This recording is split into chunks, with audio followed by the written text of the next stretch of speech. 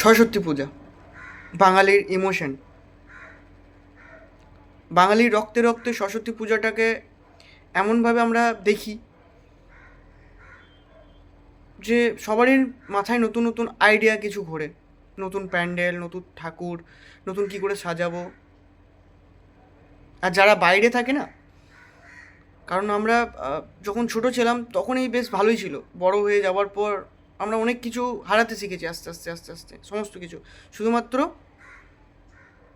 নিজেকে একটা জায়গায় দাঁড় করানোর জন্য। সবসময় চেষ্টা করেছি, কোথাও সফল হতে পারিনি, সব জায়গায় অসফল হয়েছি। অনেকজন অনেক কিছু বলেছে,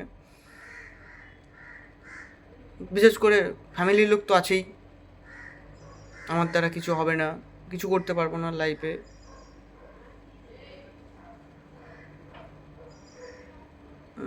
বাট কোথাও না কোথাও গিয়ে ভাবি, হ্যাঁ ফ্যামিলির লোক ঠিকই বলেছিল, আমার দ্বারা কিছু হবে না,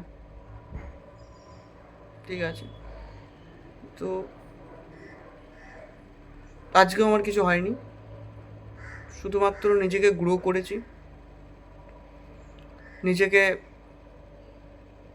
মোটিভেট করেছি, নিজেকে শান্ত রেখেছি, আর নিজের লক্ষ্যে পৌঁছাচ্ছি। সরস্বতী পুজো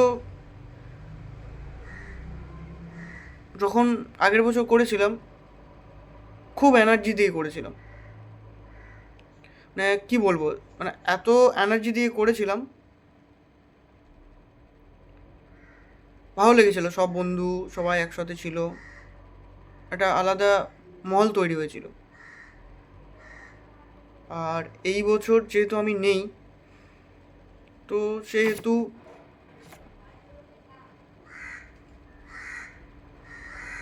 খারাপ লাগছে।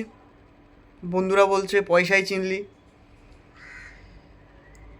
তো ব্যাপারটা পয়সা নয়, পয়সা যেমন জরুরি, আনন্দটাও তেমন জরুরি। সবসময় পয়সাটা ম্যাটার করে না আমি মনে করি। আমি দেখি যে টাকা আজ আছে কাল নেই, বাট তোমার আনন্দ এইগুলো কিন্তু রয়ে যাবে। জীবন একবার পেয়েছি, তো আমি এইভাবেই থাকতে চাই each and every time. Office, room, ISKCON, আমার আমার এই মহলটাকে আমি এত সুন্দর করে তৈরি করেছি নিজের করে, এই মহলটা ছেড়ে যেতে আমার খুব ইচ্ছা করে না। পুজো পরের বছরও হবে,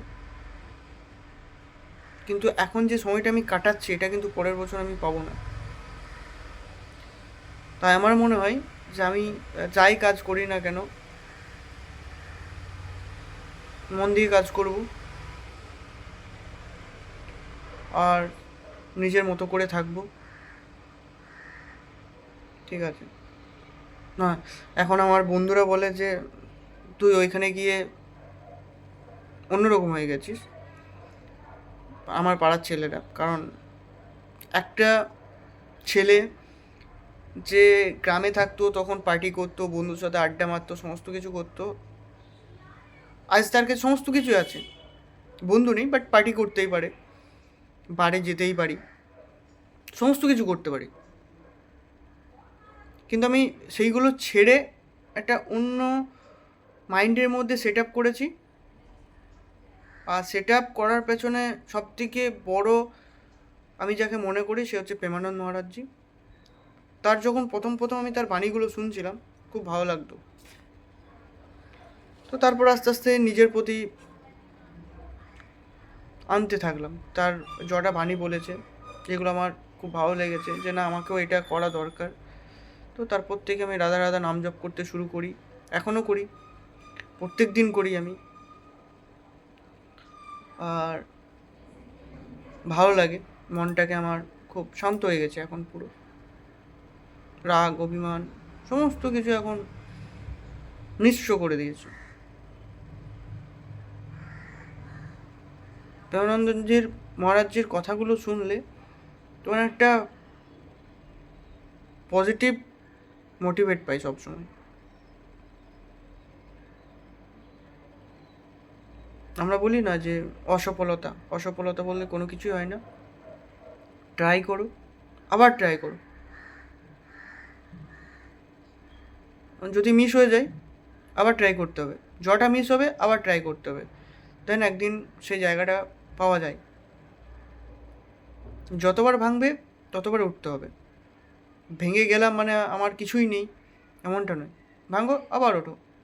তো আমি এটাই মনে করি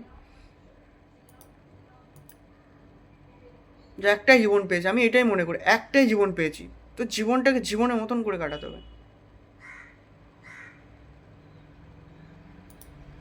তো চলো, অনেক কথা হয়ে গেল। সো থ্যাংক ইউ, আবার দেখা হচ্ছে নতুন কোনো ভিডিওতে।